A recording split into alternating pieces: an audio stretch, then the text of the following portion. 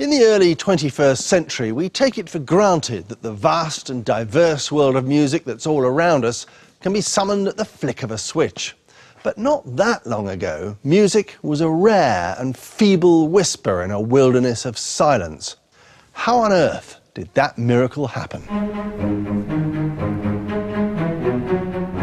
Music, one of the dazzling fruits of human civilization, has become a massive global phenomenon.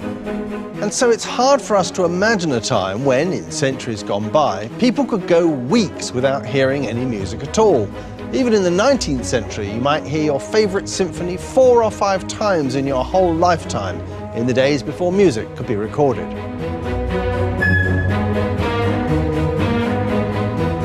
The story of music, successive waves of discoveries, breakthroughs and inventions, is an ongoing process. The next great leap forward may take place in a backstreet of Beijing or upstairs in a pub in South Shields.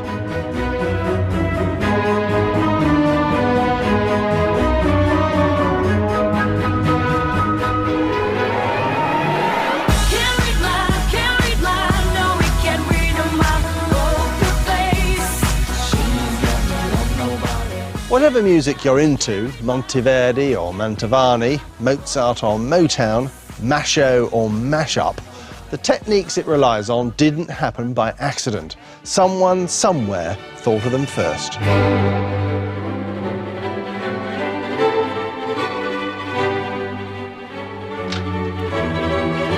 Music can make us weep or make us dance. It's reflected the times in which it was written. It has delighted, challenged, comforted and excited us.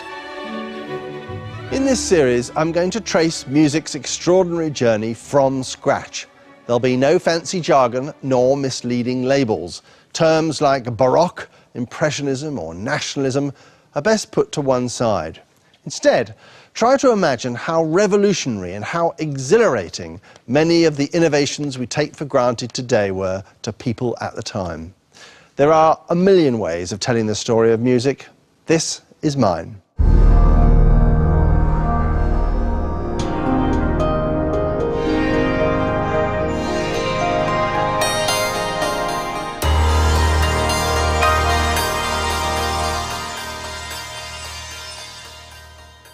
You may think that music is a luxury, a plug-in to make human life more enjoyable.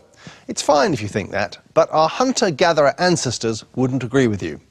To them, music was much more than mere ear candy. It was a matter of life and death. You don't believe me? Let me take you back to 32,000 BC, to the Stone Age cave paintings in Chauvet, France. The people who painted them may have used singing as a life-saving form of sat-nav, a bat-like type of sonar to help you find where you were in the labyrinth of caves.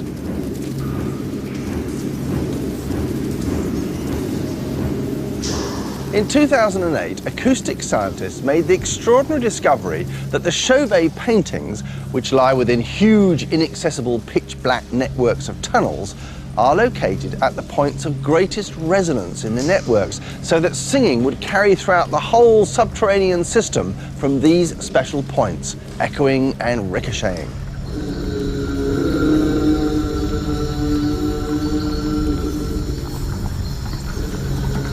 We also now know that music played an important part in Paleolithic rituals, since whistles and flutes made out of bones have been found in many of these caves.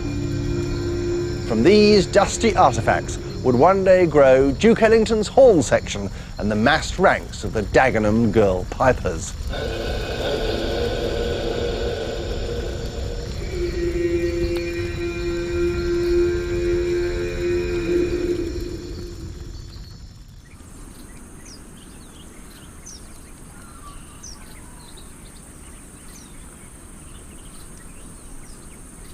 By the time that tribal communities began settling in one place and farming, between 9,000 and 7,000 BC, we know that music had become an essential activity. As well as helping along the rhythm of work, music was seen as something potent, magical, and if the mood required, seductive. And yet we've absolutely no idea what the music of these ancient societies actually sounded like. Because they couldn't write their music down, it has disappeared completely. There's no surviving video, no sheet music, no Pythagorean MP3, not a note of it. A few ancient instruments have been dug up, mind.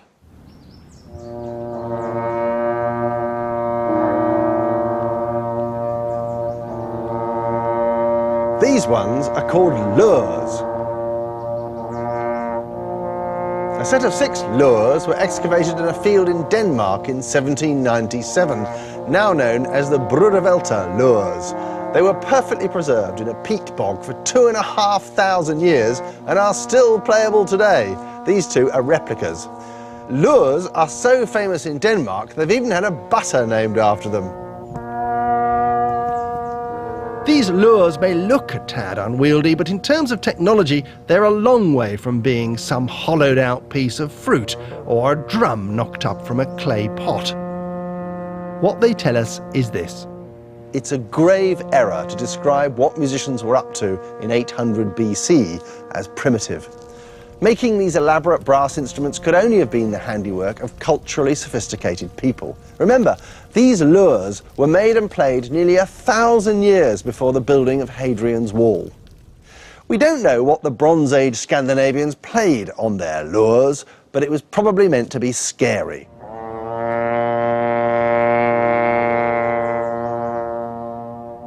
Around the time the Bruderfelter lures were intimidating the neighbours, much further south in the sunshine, the ancient Greeks were laying the foundations of Western civilization.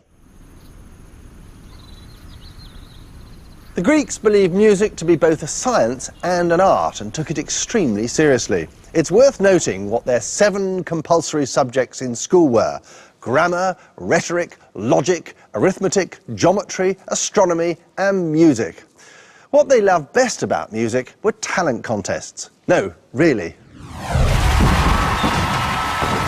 Everyone knows that the ancient Greeks invented the Olympic Games. For the Greeks, though, it wasn't just nude running, wrestling and throwing the javelin that was important. They were mad about singing competitions. Yes, the X Factor is a 3,000-year-old format. The Epsilon Factor, one might say, or Sparta's Got Talent.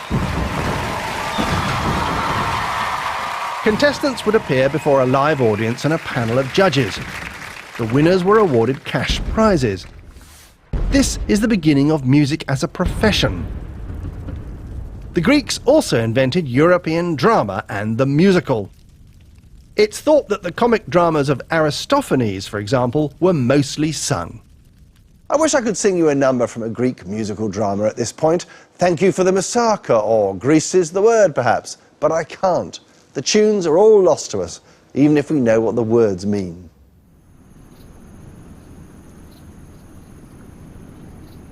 The Greeks passed on their passion for theatre, poetry and music to the Romans, who exported it, along with their legions, all over the Mediterranean. But the Romans, too, never got round to writing their music down, and so when Rome fell in the 5th century, the music of the ancient past was lost to us. It's as silent as the grave. Almost.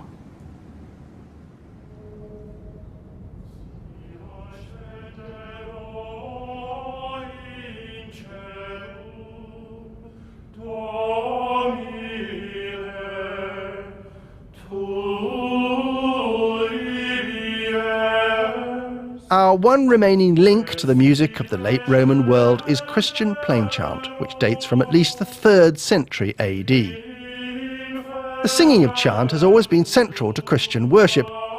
It was a sung version of the Latin words of the Psalms and of the Eucharist or Mass. It's by default often been described as Gregorian chant after Pope Gregory the Great, who was Pope at the end of the 6th century. It's beautiful, ancient and mysterious. What it is not, we now know, is anything to do with Pope Gregory. This is one of the worst branding mistakes in cultural history. It would be like discovering the Wellington boot had nothing to do with the Duke, or that the Earl of Sandwich had nothing to do with the BLT.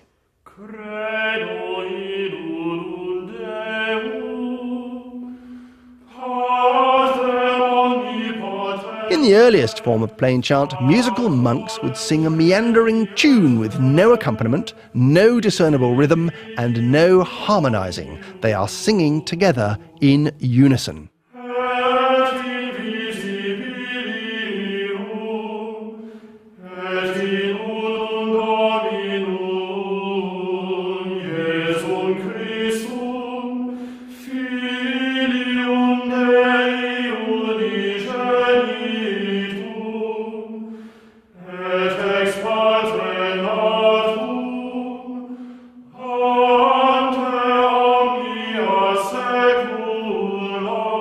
Plain chant stayed the same for centuries. But then, sometime before the 8th century, someone somewhere had the bright idea of adding some young lads to the choir.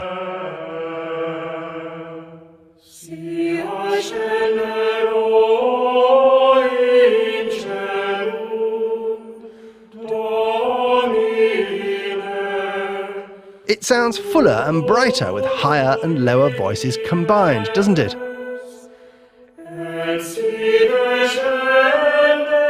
The boys sang an octave higher than the men. It's called an octave because in church music at the time there were only 8 notes to choose from. On the white notes of a modern keyboard, the 2 lines of voices are 8 notes apart. Having men and boys sing an octave apart prompted a further thought. What if we had 2 notes together that weren't octaves, but completely different notes taken from the choice of 8? What if they added this note, for example?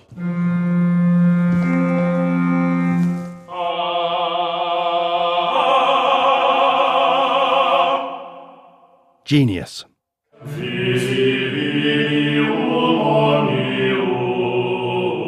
They didn't go too far, mind. The new line wasn't independent, but stayed exactly in parallel to the original.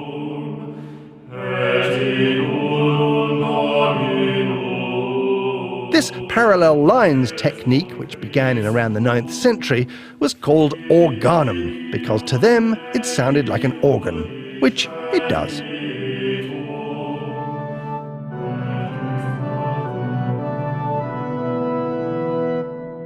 What we're hearing is the first experiment in what we'd call harmony, the simultaneous sounding of more than one note.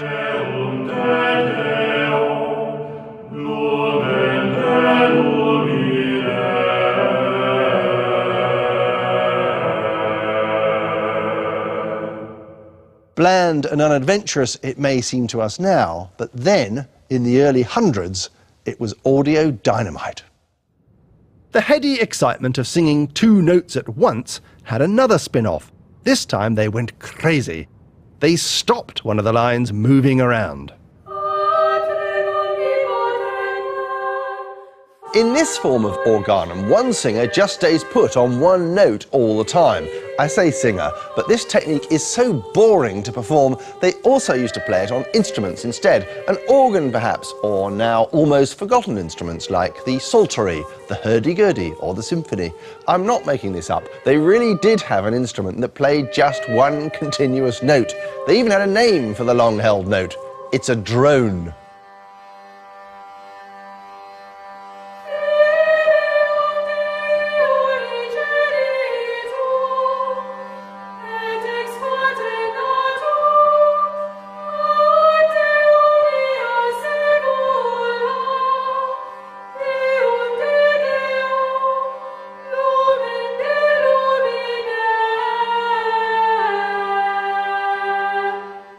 This drone plus tune type of plain chant is still remembered today. On bagpipes, the perforated tube you play the melody on is still called the chanter.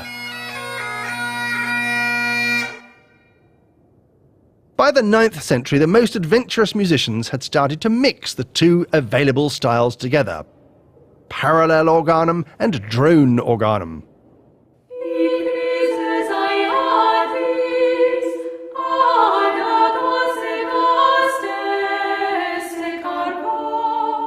One such adventurer was Cassia of Constantinople. She is the first female composer whose name has come down to us.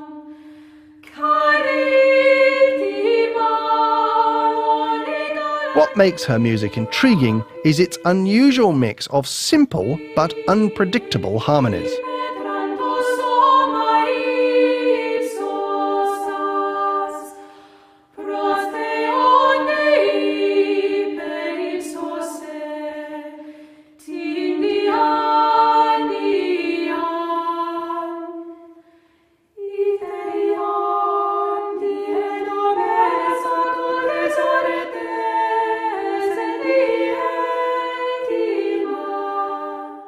Harmony was the first giant step our medieval ancestors took as the year 1000 drew near.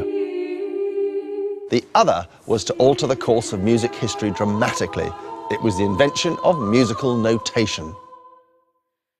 When a monk or nun sang plain chant in the centuries before about 800 AD, what they had in front of them was the text, in Latin, of what they were singing. Just the text. They had to memorise the melody. All this. This is one of the most spectacular feats of memory in the history of the human race. But it's also a bit mad. It might take 10 years of daily repetition and practice to memorise the entire plainsong repertoire for the church year. So it was deemed highly desirable to find a way of reminding yourself what the tunes for any bit of text might be. This is a 3rd century Christian hymn written in ancient Greek. Above the words, tantalisingly, is a fledgling attempt at writing the tune down. Alas, so far at least, no one can agree on what exactly it's meant to sound like. Hundreds of years went by until squiggles came along. That's not their real name, which is neumes, but squiggles are what they are.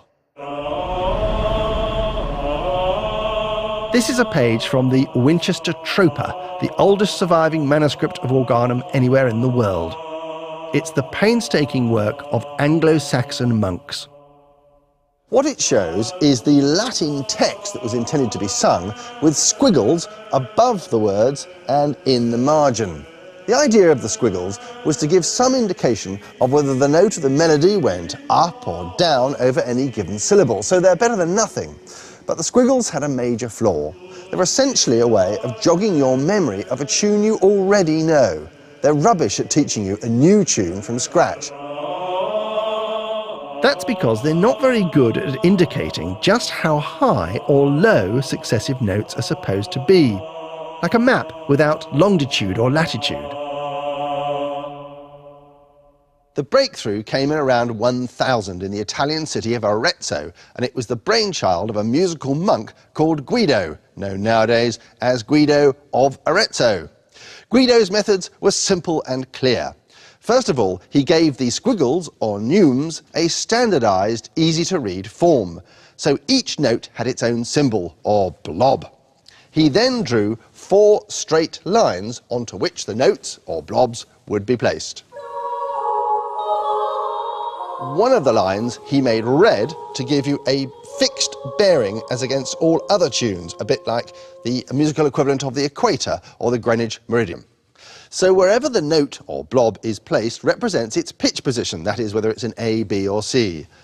La. If the note goes up, the blob goes up. La. If it goes down, blob goes down. La. Step by step. Ole, ole, ole, ole, ole, ole.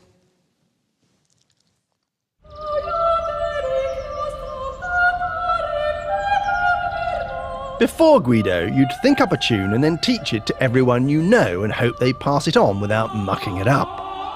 After Guido, music could be fixed on a page and could be reproduced by someone who'd never heard the tune before.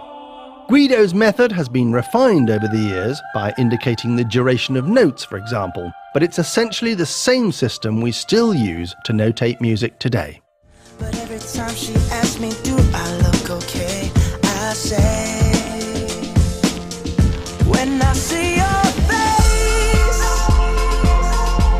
there's not a thing that I would change, 'cause you're amazing, just the way you are.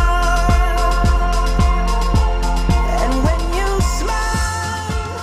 The ability to lay out multiple lines of melody on a kind of musical spreadsheet allowed composers to plot out far more complicated musical structures. This was to set music on a course towards greater and greater sophistication, all thanks to the bright idea of a monk from Arezzo. The ability to formulate musical ideas on a page enabled a musical approach that was far more ambitious than anything that had preceded it. A story that has to be remembered and spoken out loud is necessarily less complex than a novel, which can be written down and unfolded over a much greater length of time. So it was with the invention of musical notation. Now you could have multiple lines of music. Dazzling new possibilities for harmony began to suggest themselves. What was needed to realise this potential was for a musician to go a bit mad, and in his creative madness open up the harmony idea to 1,000 new possibilities, which, helpfully, is what a bloke from Paris did in the 12th century.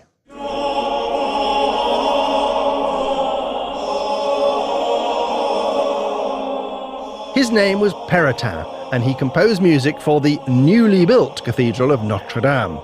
What he did was ask a seemingly simple question. What would happen if you had more than two voices singing at the same time? What if you had three?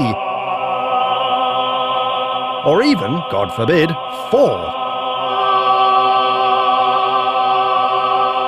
This might not sound momentous now, but believe me, it was nothing short of a revolution in music.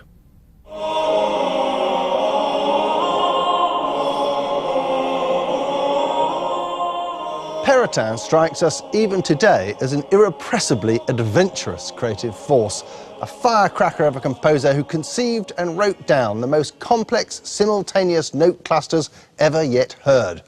A cluster of simultaneous notes is called a chord.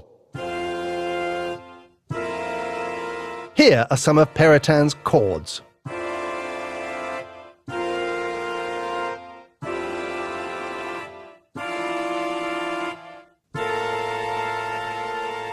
Perotin also blazed the way forward in another area of music.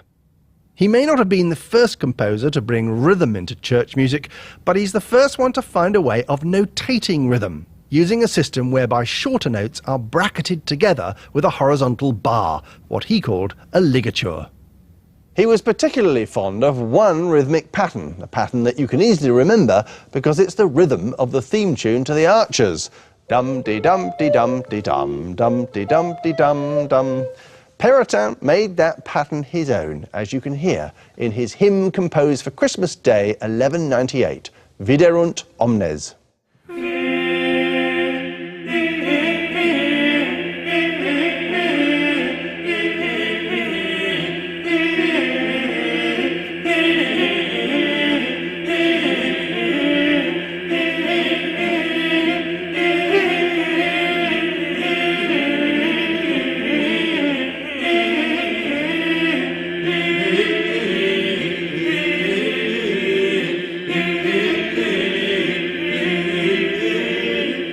In this remarkable piece of music, you can hear not only the jaunty rhythm, but the weirdly effective harmonies, amazingly advanced for their time.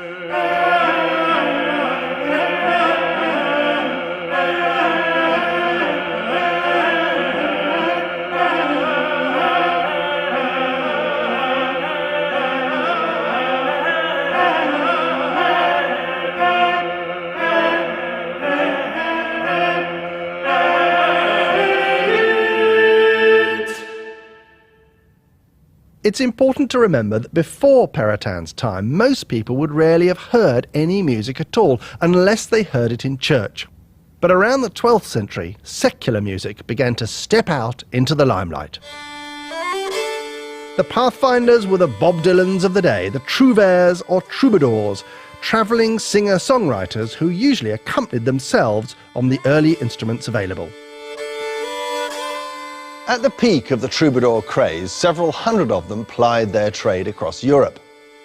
Where did this troubadour phenomenon, with its songs of noble, elegant love, originate from? The answer may surprise you. It came from Al-Andalus, Muslim Spain.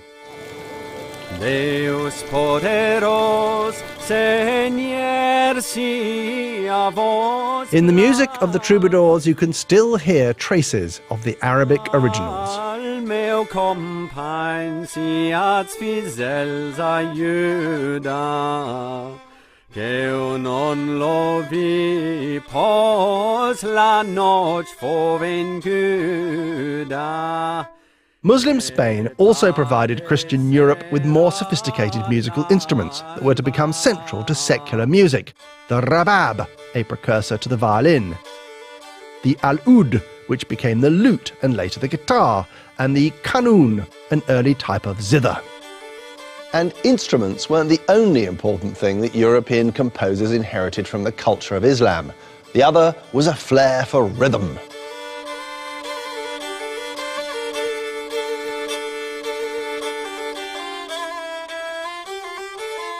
The troubadour songs, like their Arabic originals, were shaped by the poetic metre of their lyrics, so most of these songs have at least a gentle foot-tapping pulse, which is where Peritin got his rhythms from.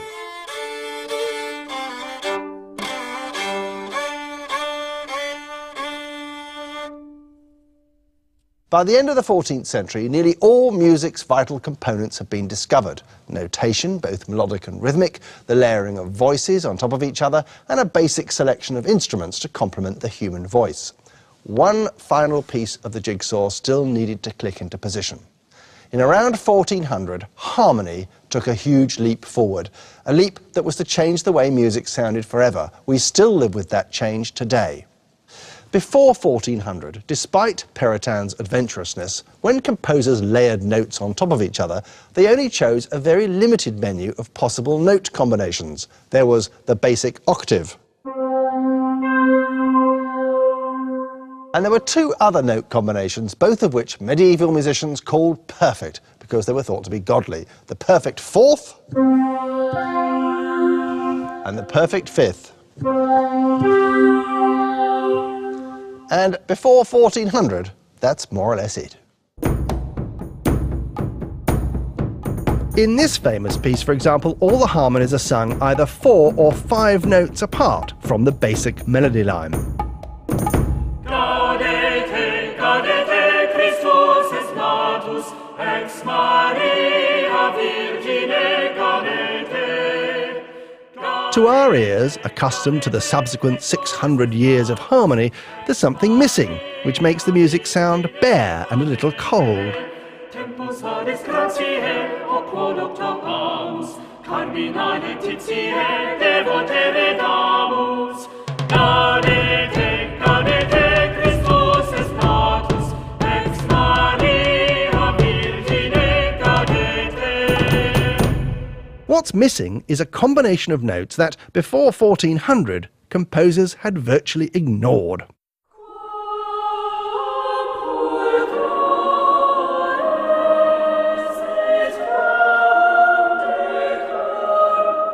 The man who did use this note combination set things up for what was to be a giant leap for harmony. He was an English composer called John Dunstable.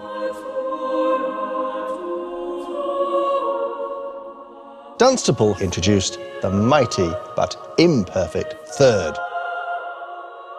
Why is the third imperfect?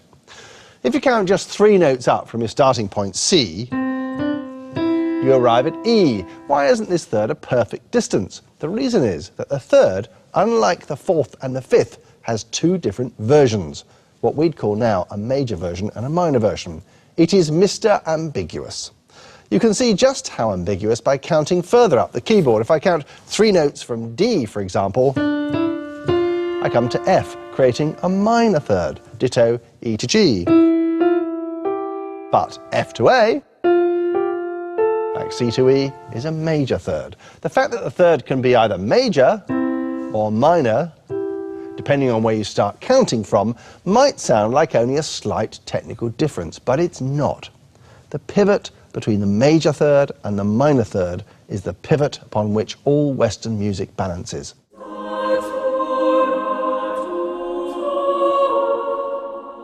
Very broadly speaking, one is happy and one is sad, and harmonies using these thirds make the music richer, more subtle and more affecting.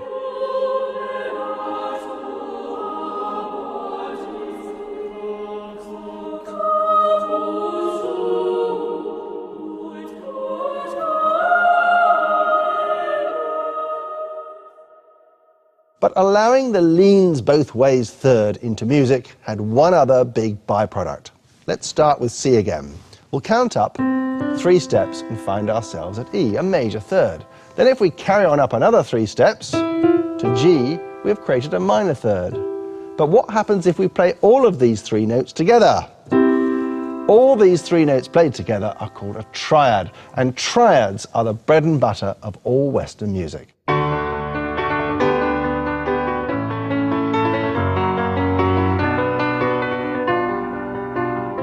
Here's a song you may recognise, which is built on triads.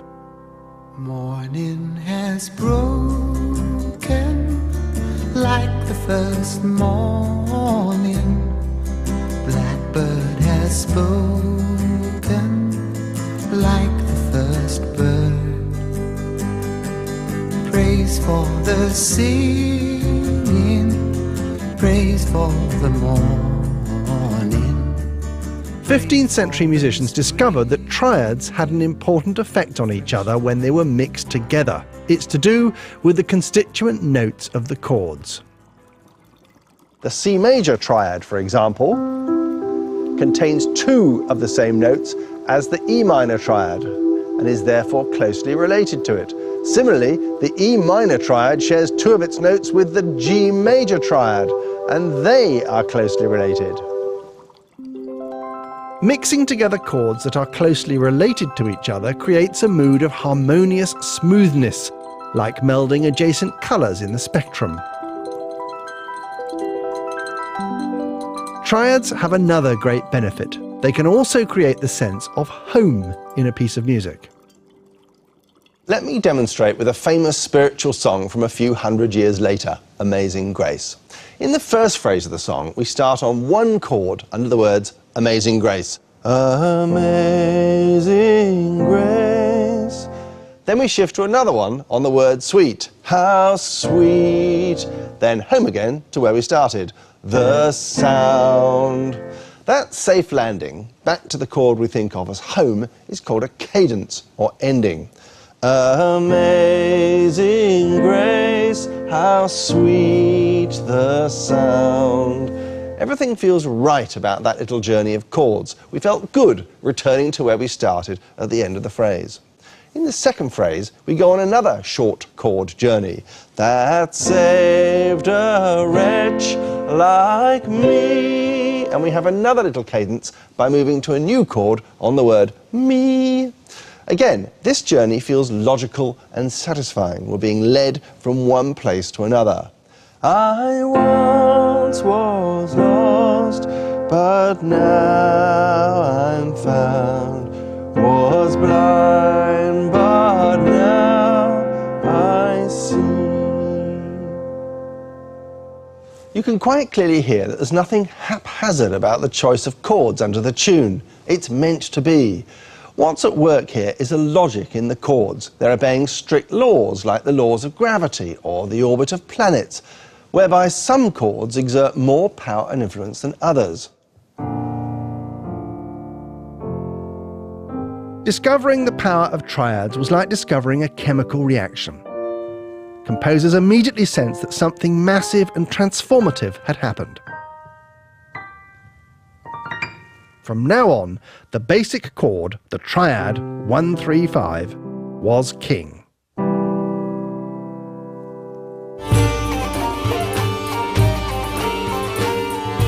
Just as the development of harmony up to this point had taken several centuries, so too the refining of musical instruments was a slow burn. But by the 16th century, a new breed of instruments had been invented, and they were to bring in a golden age of folk or popular music.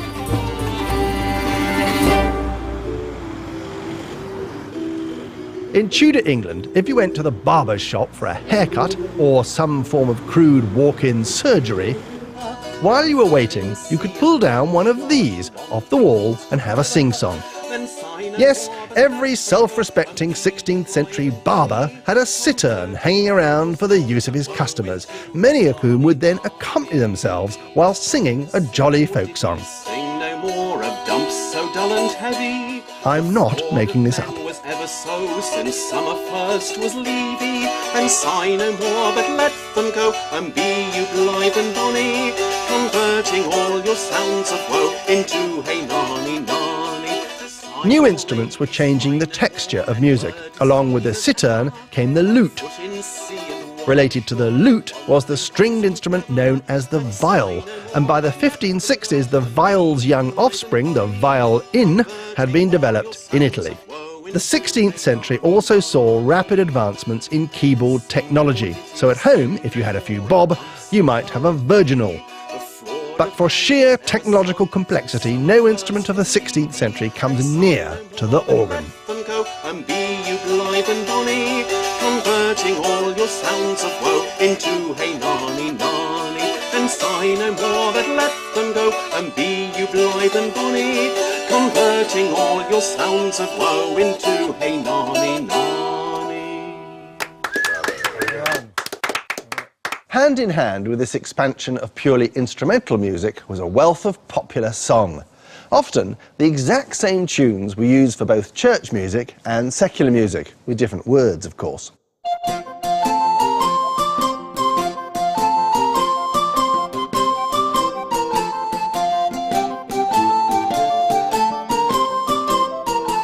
The first religious songs to get catchy tunes were the ones associated with Christmas. Some of the early carols were derived from jaunty folk dances.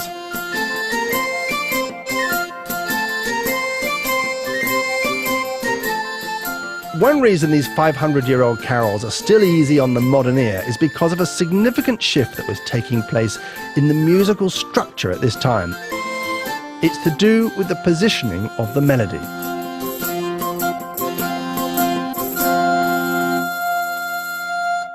When in around 900 AD, chanting monks started to add extra voices to plain-song melodies, beginning the process that became polyphony, the layering of many voices, it was always assumed that the principal tune, the red bricks in our diagram, was the bottom one, and the added tune was on top of it.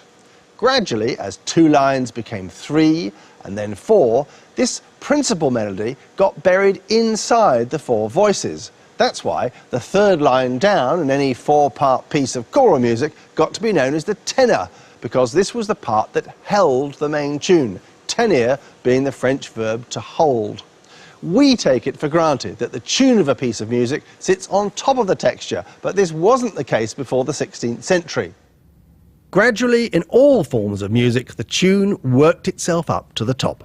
In dulci jubilo, let songs and gladness flow. All our joy reclineth in presepio, and like the sun he shines. Once the tune was sitting pretty on the top of the texture, you were more likely to be able to hear the words clearly, and the words were about to acquire a thrilling new significance.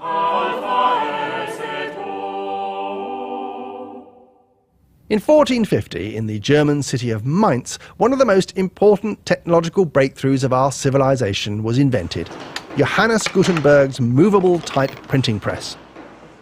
Within 50 years or so of the arrival of Gutenberg's wondrous machine, music was being printed. Now, new musical ideas could spread further and faster than ever.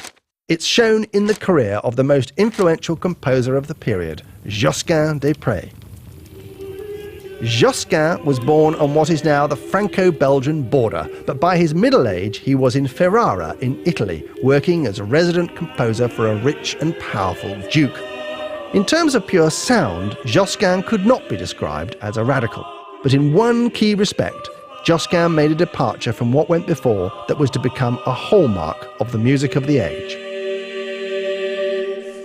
Josquin is the first composer in history for whom the meaning of the words is paramount and who tried to bring out and express that meaning in the way he set words to music.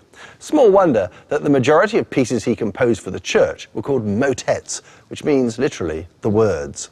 One such motet is Miserere Mei, Have Mercy on Me.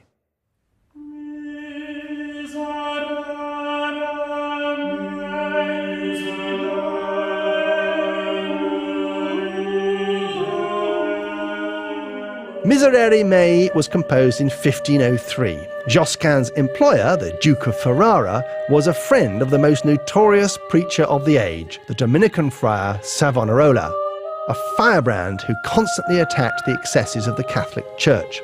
He was eventually arrested, and in prison he wrote a prayer asking God's forgiveness for falsely confessing to crimes under the agony of torture.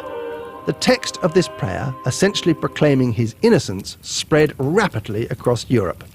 So Josquin's task was to make this highly political statement completely clear. How he did so was new. Quite simply, Josquin made sure that the words were always clearly audible. And that was revolutionary because up to then, believe it or not, the words in a piece of music were anything but audible. For centuries, song lyrics had been the poor relation. In folk music, audiences were as likely dancing, drinking themselves into oblivion, or having their hair cut as listening to the words. And in church, texts had been sung in Latin. What's more, they'd been sung in a way that made it virtually impossible to understand. This is a technique called melisma, whereby long stretches of melody are attached to just one syllable of text.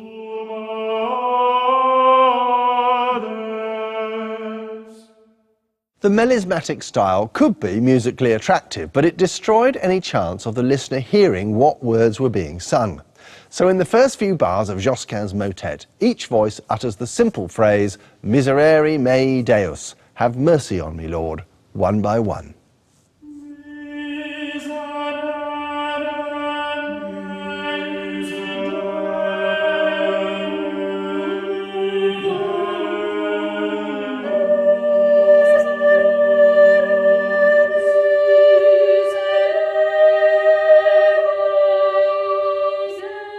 Josquin repeats those words, Miserere mei Deus, throughout the piece like a mantra. He also finds ways of highlighting the words that were to be imitated by other composers time and time again. One is to have the voices cascade downwards like falling tears.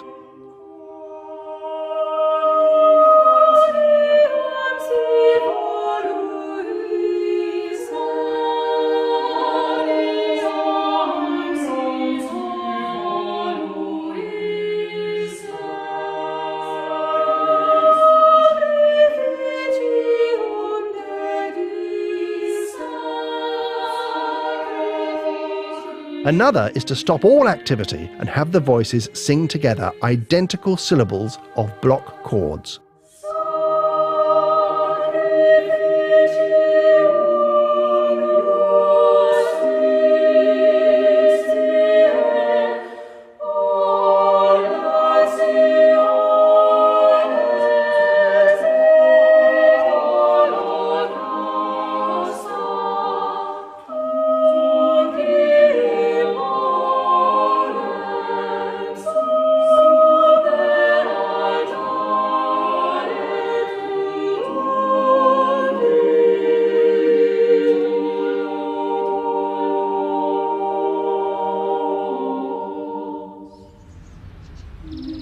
In 1517, only 17 years after Savonarola's execution, Martin Luther set in train the Reformation.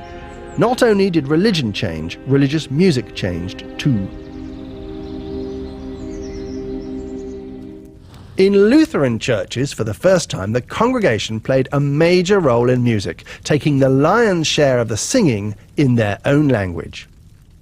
Luther, as well as being a theologian, scholar, writer and preacher, was a composer. He fervently believed music should belong to everyone, not just priests and trained choirs. He wanted the congregations in his churches to be able to join in hymn singing with confidence and enthusiasm, and this meant having easy to pick up tunes to sing. Luther accordingly collected lots of popular folk songs of the time and gave them holy words. He also caused loads of new tunes to be written for the purpose.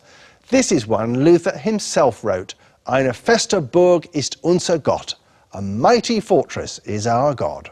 Eine feste Burg ist unser Gott, ein guter Weg und Waffen. What's immediately noticeable about this chorale, or Protestant hymn, is that as it moves along, the words progress syllable by syllable, note by note, with a clear tune on top of the sound. This is what hymns were to sound like for the next 500 years.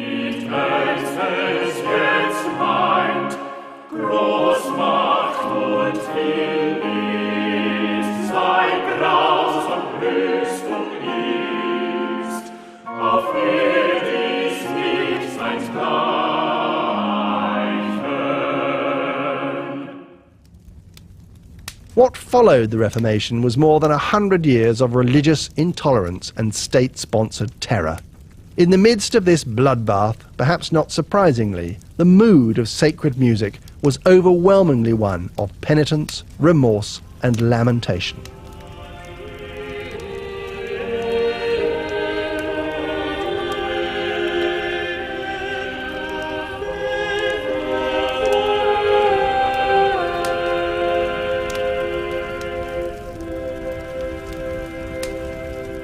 But the dark cloud of agony and sorrow wasn't going to last forever.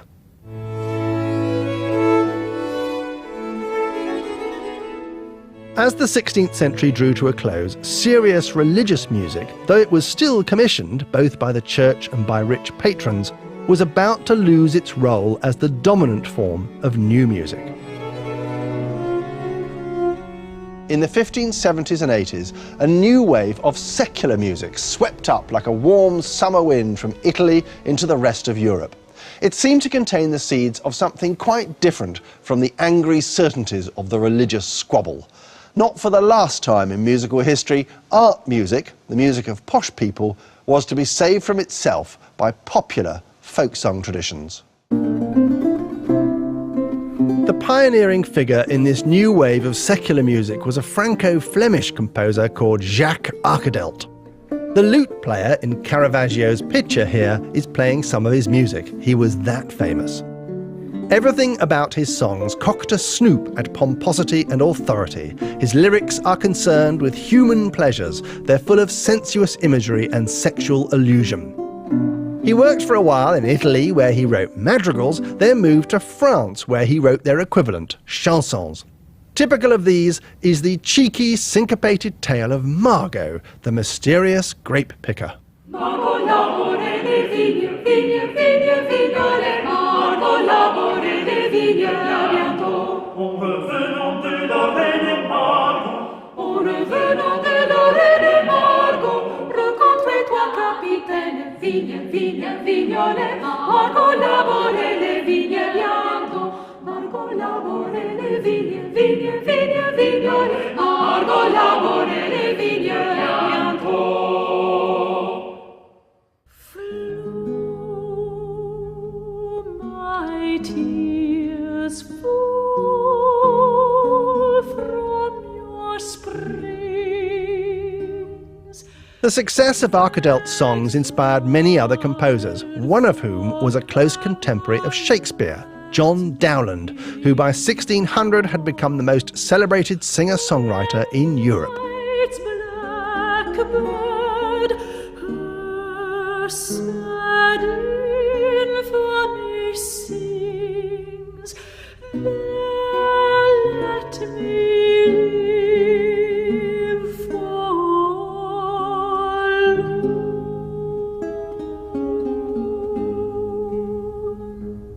Dowland's songs are strikingly different in tone and attitude to anything that had gone before.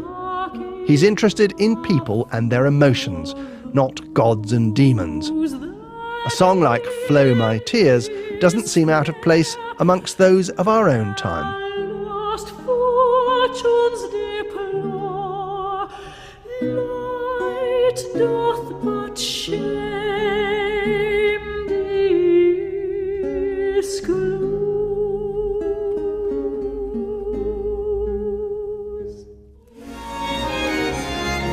Music by 1600 had become a rich mix of sacred and secular, instrumental and vocal, but almost anything you would hear at that time was on a relatively small scale. The time was right for someone somewhere to start creating long, substantial forms that would last a whole evening and leave audiences cheering for more, which is exactly what happened. Opera was born.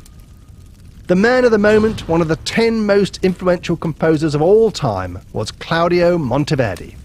In his hands, opera went from zero to hero.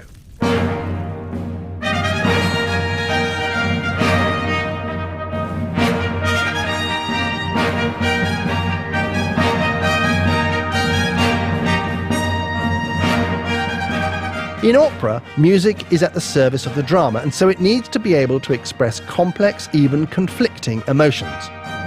Luckily, Monteverdi had already spent years trying to do exactly that with his sophisticated, passion-filled madrigals. To do so, he had begun to recalibrate harmony. Let's look at just one of his madrigals, which put cats among pigeons even in his own time. It's from the 5th book of madrigals of 1605, and it's called O Myrtillo, Myrtillo, animi mia. O myrtle, myrtle, my soul. Listen to this bit. Che chiami crudelissima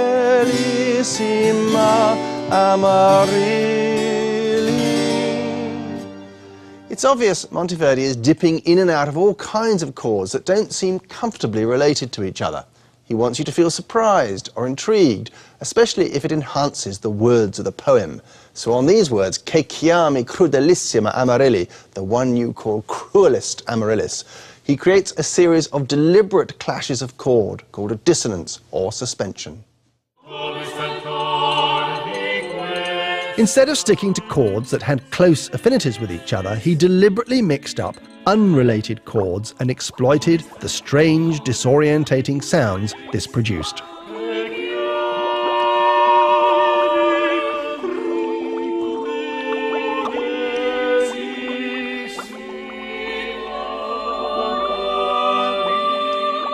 It was music that could manipulate our emotions that Monteverdi brought into opera. He also introduced another ingredient, a dramatic oral effect that had been invented in Venice, then one of the world's richest and most powerful city-states. Its huge, cavernous basilica, St. Mark's, employed some of the best musicians in Europe, including, for a time, Monteverdi himself. On top of all this, the building served as a kind of musical and acoustical laboratory. An uncle and nephew team called Gabrielli had developed a kind of precursor of surround sound at St. Mark's, achieved by placing groups of singers and instrumentalists in different parts of the building and having them sing or play alternately. The technical term for the technique is polychoral, many choirs.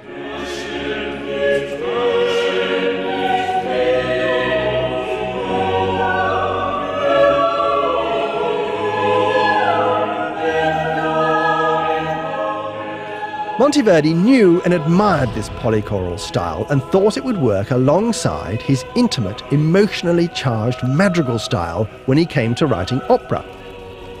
Monteverdi didn't invent opera. A Florentine composer called Peri did in 1597. But Monteverdi did write the first good opera, Orfeo, which premiered in Mantua in 1607.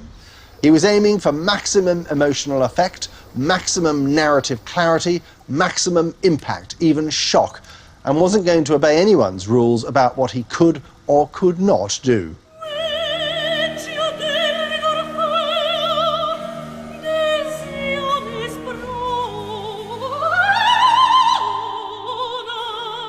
What's more, Monteverdi invented a new combination of instruments never before gathered together.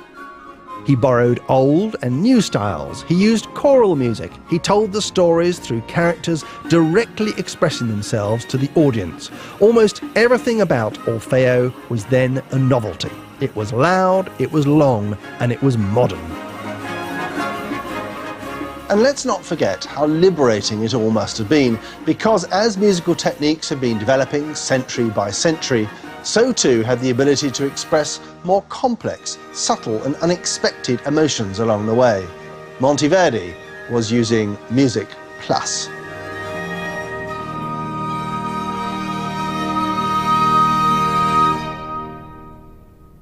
Orfeo had been performed in a ducal court in front of a small select audience. Monteverdi's last opera, The Coronation of Poppea, was performed in a Venetian theatre in front of a paying public. It's one of the most radical dramas of all time. Why is Poppea so radical? To put it simply, because it was about real people and their complicated, messy emotions.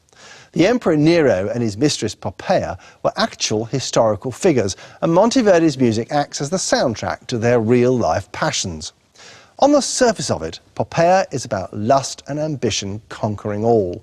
It ends with a duet for Nero and Poppea of unabashed eroticism called Pur te miro, pur ti godo, I gaze on you, I possess you. It appears as if Nero and Poppea are being congratulated for their criminal greed.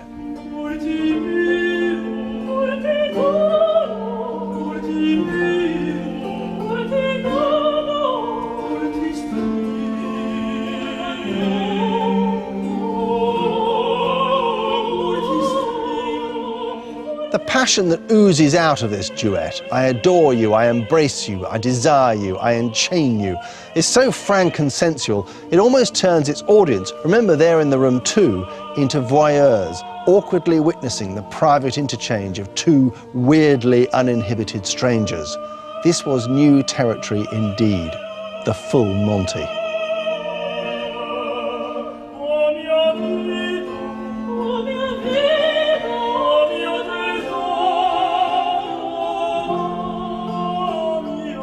The most daring part of this climax is what it meant to Monteverdi's fellow Venetians. They knew what happened next in real life, that is, after the fall of the curtain. Nero killed his new empress Poppea and their unborn child, and then himself, and his regime collapsed in flames. Monteverdi's audience would have seen the opera's ending for what it was, a savage attack on Venice's arch-rival state, Rome. In the light of this, the Coronation of Poppea can be seen as a scathing critique of the excesses of Roman power and the pressing need for humane self-restraint.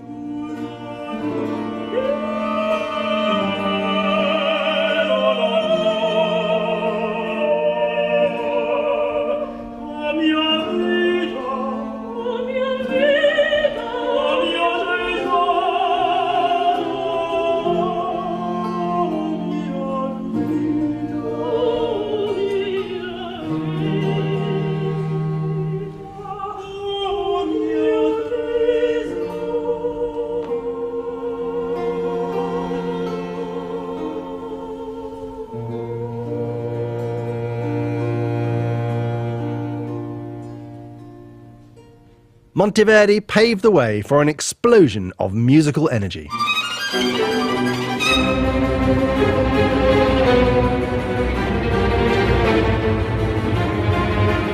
If innovations had come along at a snail's pace in the previous 1,000 years, the next 100 in music saw them coming thick and fast. In the next programme, the era of Vivaldi, Bach and Handel, and the exhilarating sound of invention.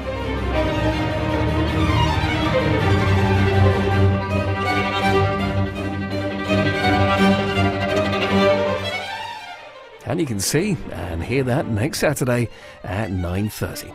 Next, one of the catchiest TV theme tunes as composed by a certain Howard Goodall. Stay with BBC Two for QI XL.